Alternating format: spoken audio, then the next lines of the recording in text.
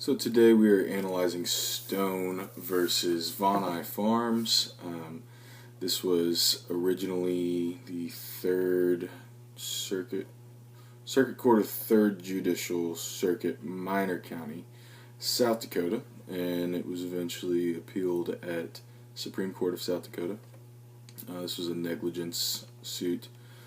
Jeffrey Stone is the plaintiff, with Von Eye Farms and several of the Von Eyes themselves being sued in this case. So it was the case that we read was from the appellate court. The original complaint was negligence on the part of Von Eye Farms.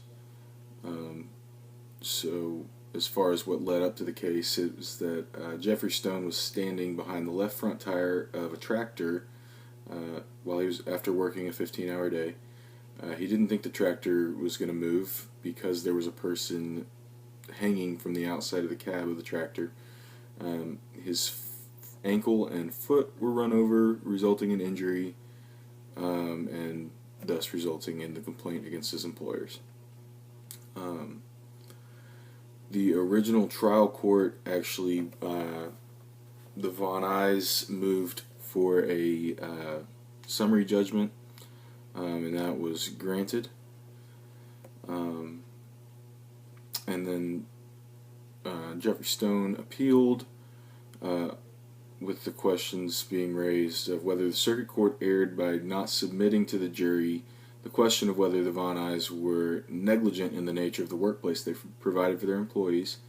Also, whether the circuit court erred by granting summary judgment based on assumption of the risk, barring recovery for Stone as a matter of law, and whether the circuit court erred by granting summary judgment based on contributory negligence, barring recovery for Stone as a matter of law. The court's decision was to reverse and remand the summary judgment. So essentially they're saying it should have gone to court, is what I get out of that.